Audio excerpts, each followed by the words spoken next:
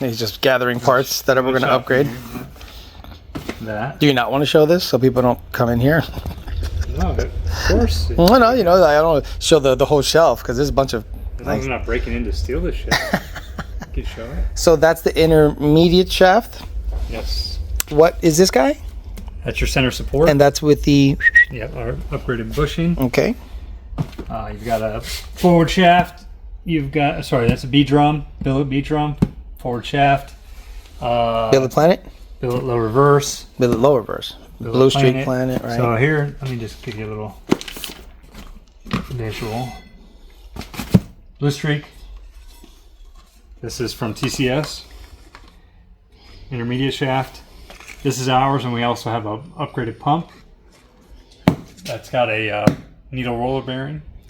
On the, where it sits, like on the... where your converter hub rides. Instead of it being a bushing, it's a needle roller bearing. Very cool. We also clearance the pump for high horsepower. So it's a complete assembly. It's, yeah, completely assembled. Gotcha. Modified to take the bearing. The clearances are modified for any high horsepower, which we leave it that way even for lower horsepower. Just might as well, yeah, right. All done that way. Gotcha. So we don't have multiple parts. So that's kind of the difference in terms of, like, I would say a max build from, okay, so your max build, I'm not trying to compare it to other people that do max build, but you can't just throw clutches in a car, an intermediate shaft, and a Billet Planet and expect like 1,800, 2,000. No, you're going to break a forward shaft. Okay. For sure. Okay. So when you're, when you have high horsepower and you put a set of clutches in there, now your clutches are grabbing harder and your forward shaft is going to break. Gotcha. It's at low power, it's going to be wheel hop, it's going to be broken drive shaft, half shaft, something along those lines that could break the forward shaft. Okay. But at high power, it's the engagement of second gear. It just, it's going to hit hard. And because I noticed people are like, oh, just rebuild it, throw clutches in it. I'm like, no, like, based on what I've seen, you need everything, like, to work. Like, 7-second cars have everything. Yeah. Everything. Also have a billet input shaft. That's Billy badass. 2,000 Yeah. horsepower. Not for me. No. This is what the so is this what you started noticing? Okay, the Lunds need this. Like, what part was more vetted with the Lund car? Because it is the highest horsepower. The pump? The pump. Yeah, that's where we're getting a lot of heat in the No pump. shit. And they would get hot to the point where they could weld themselves together and destroy, break the pump gear. Was it around World Cup where we started seeing that? Oh, because that's when we had an issue with one of them, and then it's like, okay, then we switched the transmission over. Yeah, okay, cool. Because I wondered what parts were like mostly developed with like really high horsepower cars. So the pump was first, and then the input shaft.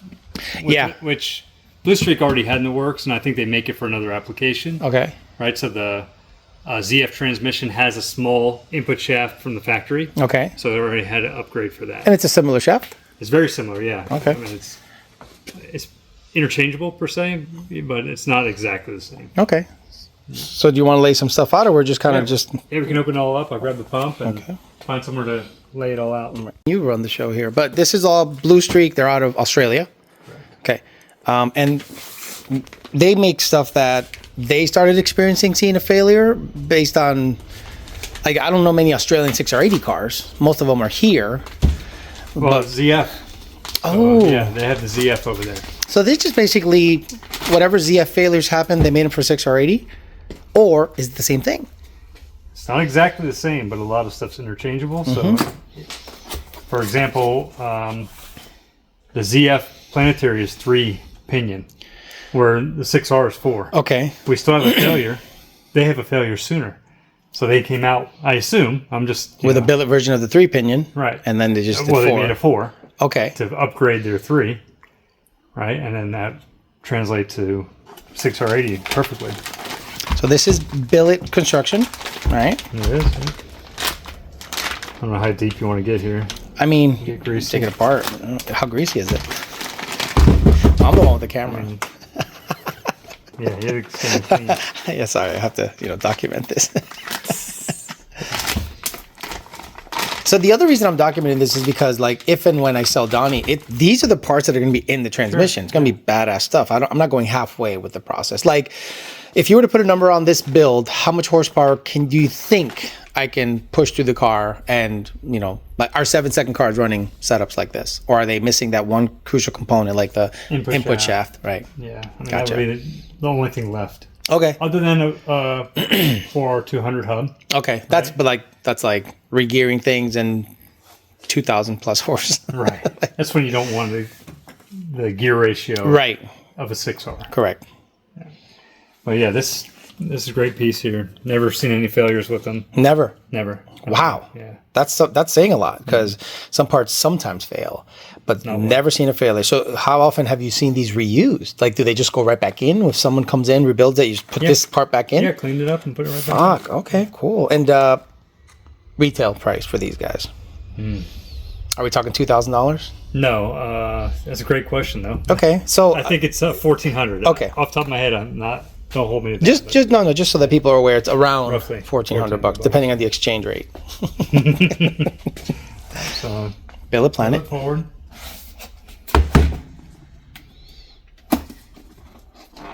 Let me get the old part to put it next to it to like compare it. Okay. Oh, is this thing? This is low reverse one way. Billet. Oh, okay. So these usually fail when there's a wheel hop. Wheel hop, yeah. And you could also have a failure if you break a drive shaft.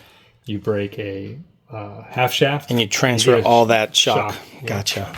So this guy's made out of billet. Wow. Billet. You want a rag? I'll get one later. So the way Blue Streak sells it is this piece here and the ring. We take a factory low reverse one way, take the guts out of it, the retaining clip, the bushing, and assemble it. We only sell it assembled. Gotcha. Assembled. Gotcha. We don't want you reusing your old parts and putting on a nice new billet piece, so we have it assembled. Gotcha. So yeah. Nice. All right. All right. What's next? Reverse.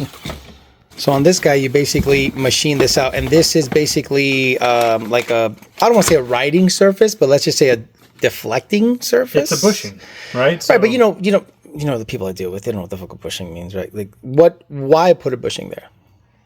So, no, factory. Let me grab a factory one. Okay. It's just straight metal? Yeah. Aluminum. So,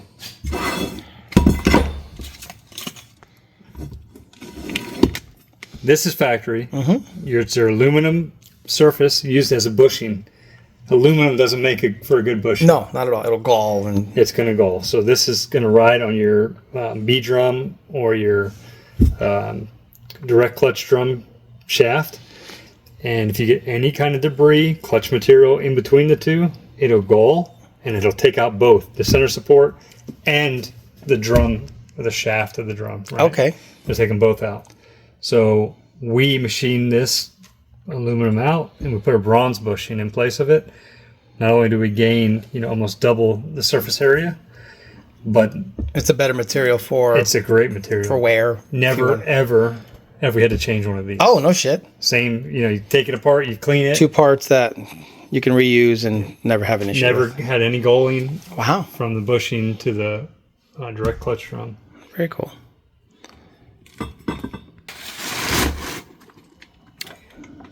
What the hell am I looking at? Blue Streak makes that too? Yeah. This is a Billet B clutch drum. Okay. So this would be good to have a comparison to grab the other one and see. Okay.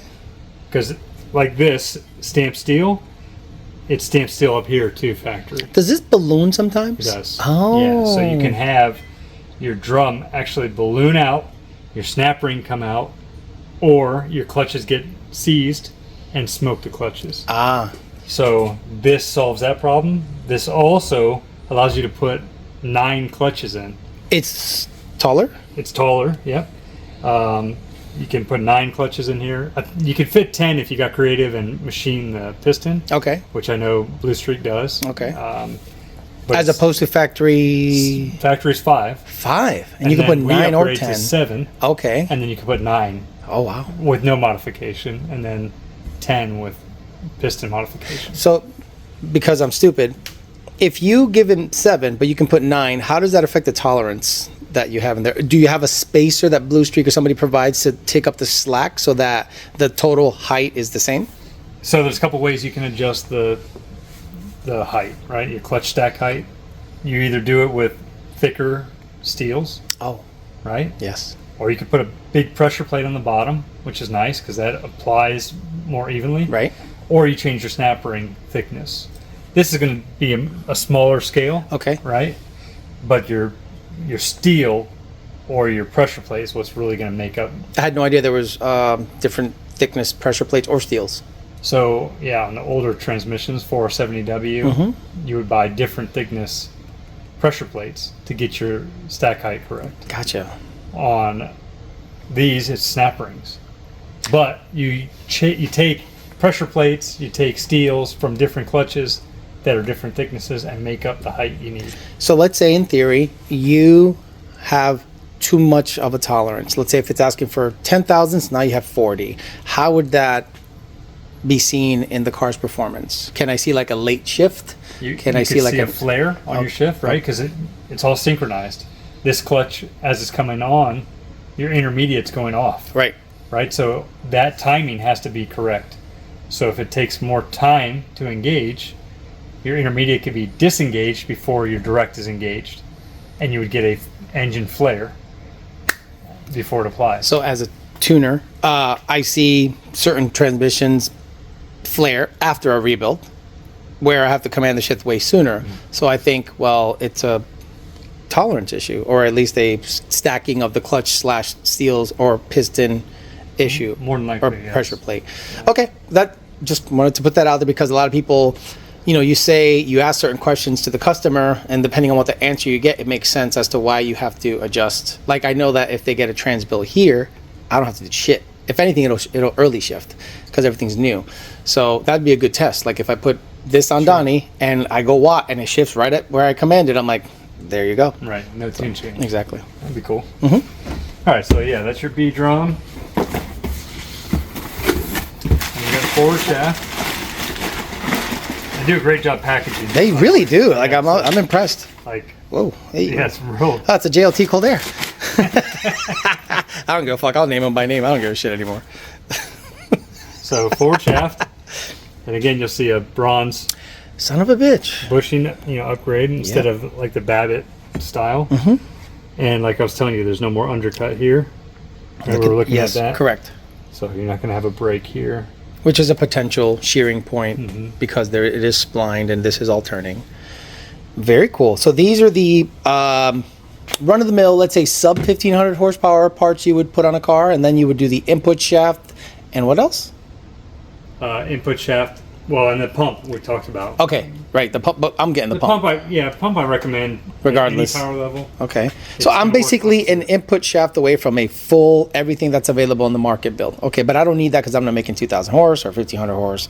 This car is going to maybe live in the 9.0, 8.9 range, and you think this will be plenty. Yes. Okay. And stuff like most of the stuff can be reused because it's all billet. Like nothing will really wear, and you haven't seen any of these items in particular wear that you have to replace? No. Oh, None of them. never. No. You've gotten transmissions back that have these parts. You just do the clutches, check tolerances, and put it all back, clean it up, and it's all good to go? Yes. Wow. Fuck. Cool. Okay, clutches are going to be your issue. Your wear items. You're not going to have that with any of these parts. Very cool. There is one other part that he sells, Blue Streak, wear item, and again we're talking about clutches.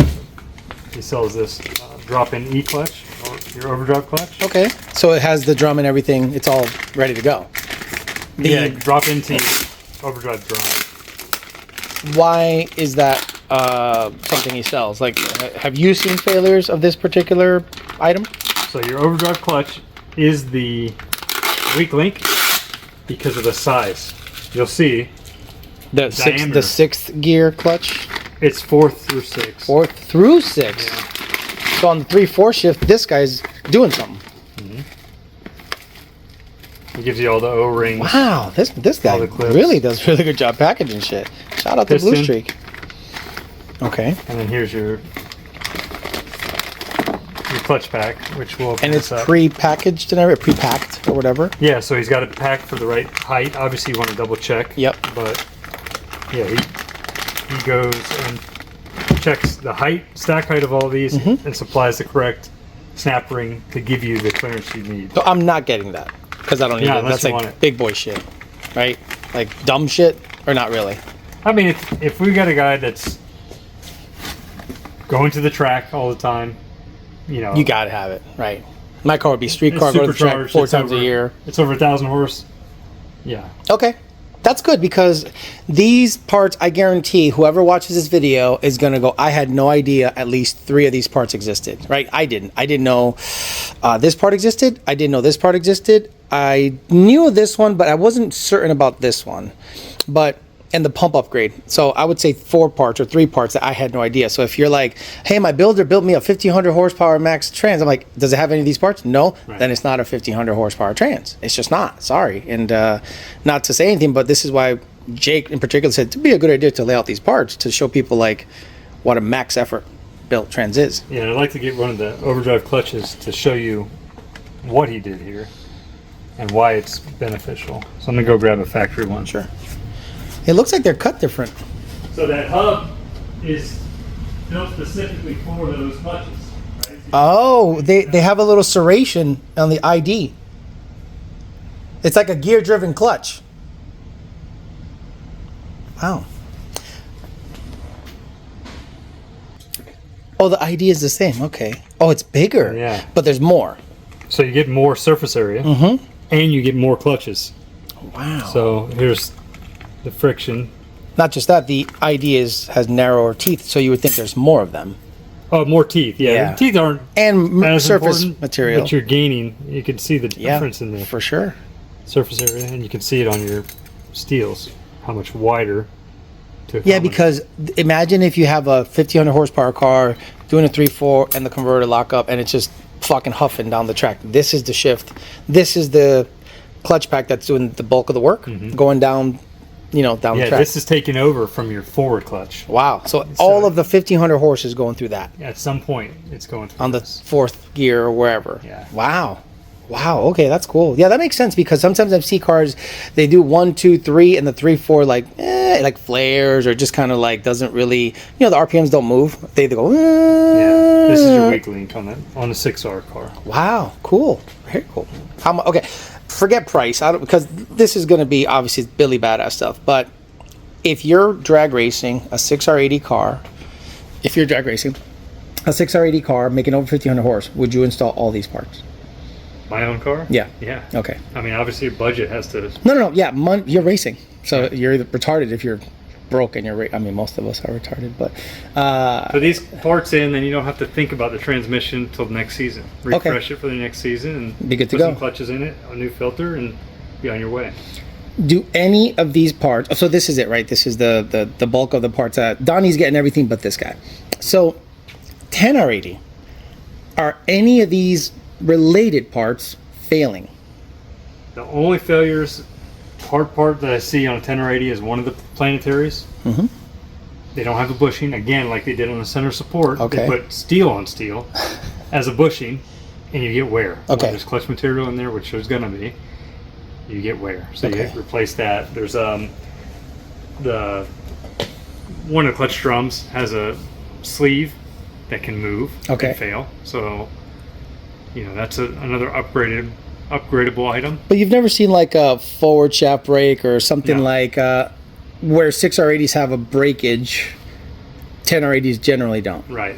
And I'm going to say that the 6R80 clutch is holding stronger, applying more positive, and that's why you start to break some of the parts. And you think the 10R80 is doesn't? just slipping the clutch. That's why you have to rebuild them as often as you do. It just doesn't have enough clamping power, surface area, mechanical advantage to actually transfer the power. It just slips. The clutch is the fuse. Right. Clutches are the fuses. Correct. Yeah. Okay. Cool. Well, that'll do it for parts then. So we're going to get everything but this onto Donnie.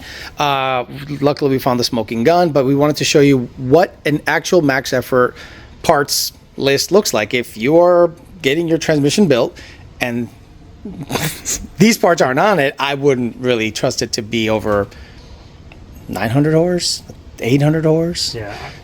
Listen, supercharged, you want to have your intermediate shaft, which we didn't get out, but that's there. Forward shaft and planet. At a minimum. At a minimum. At a minimum. I mean, a lot of people don't do the forward, but it can be a problem.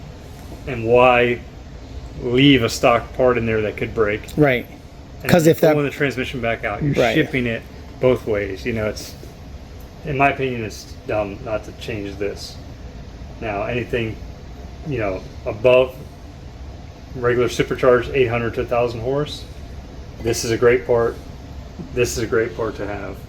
This, you know, is going to be maybe a little above that. You know, if you're 1,200, 1,400 horse. Maybe. Blower cars, they just go turbo at that point. I honestly, I think turbo cars over like 1,000 they go right to a turbo 400 for whatever reason.